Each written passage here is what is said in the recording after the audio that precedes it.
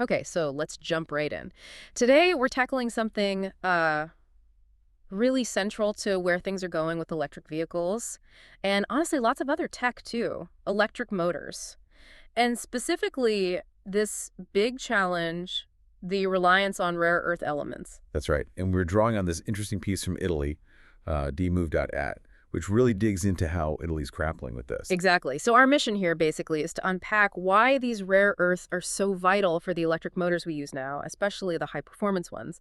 And then what problems does that create? We hear about supply chain issues, dependence. Definitely. Vulnerability, concentration of supply, particularly, the focus often lands on China. Hmm. And the environmental side, though, the article focuses more on supply. Right. And crucially, what's the alternative? This piece highlights Italy looking hard at magnet-free motors. So we want to figure out what are these things and why do they matter so much? Well, it's kind of fascinating when you look at it.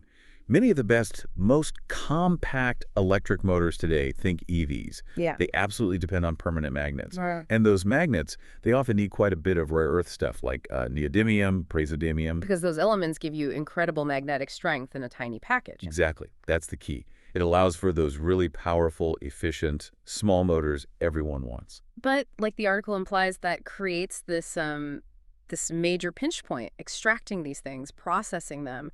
It's all very concentrated in just a few places globally. And if you zoom out, that concentration, and yeah, various reports always point to China having a huge share, it creates real geopolitical risk, economic risk too. Mm.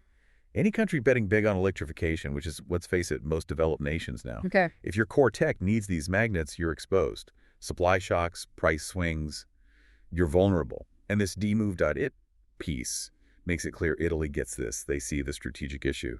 Okay, so it makes total sense then. There's this huge push to design motors that can do the job just as well, or nearly as well, but without needing those rare earth magnets, which brings us to these magnet-free designs. Yeah, and that's the big question the article sort of tackles. Can you actually hit the targets? The power, the efficiency, the cost, especially for tough jobs like powering a car. Mm. Can you do that without these rare earth magnets that have these supply chain headaches?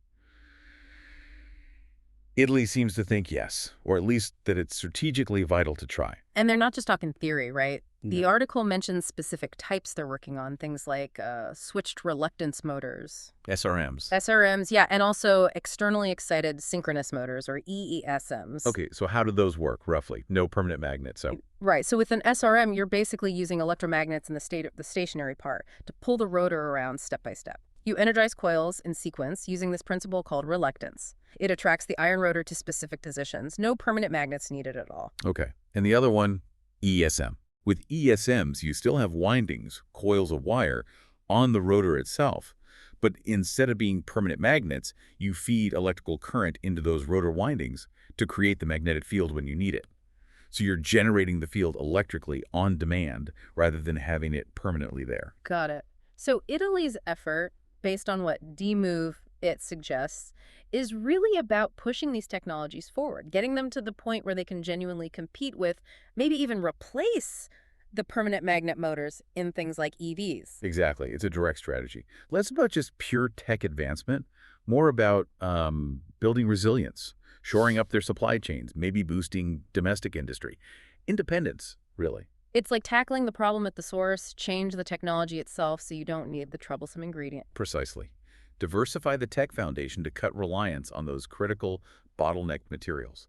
And while the article seems focused on strategy and supply security, long-term, moving away from rare earth mining could have environmental benefits too, even if that's not the main driver highlighted here. This is where it gets really interesting strategically, isn't it?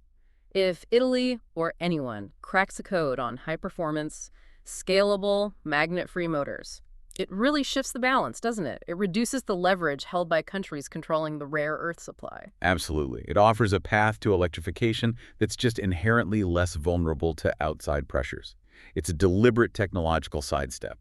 It's acknowledging that sometimes the bottleneck isn't just the tech, it's the stuff you need to make the tech. And the clever move is to engineer your way around needing that specific stuff. Okay, so let's pull back for a moment. This deep dive, starting with that dmove.it piece, really shows us that the way we build many high-performance motors now, relying on rare earth magnets, has created these real problems: supply chains, dependence. Which Italy is clearly taking seriously. And their focus on magnet-free options like SRMs and EESMs isn't just academic, it's a practical engineering response to those risks. And, this isn't some obscure technical detail. We're talking about shifts that could change the electric car you might buy, how global manufacturing works, even resource politics on a big scale. It really does ripple outwards. It's a fundamental technology shift with potentially huge consequences. Absolutely. Which kind of leaves you wondering, doesn't it, if we can engineer something as crucial as an electric motor to be less dependent on these very specific concentrated resources.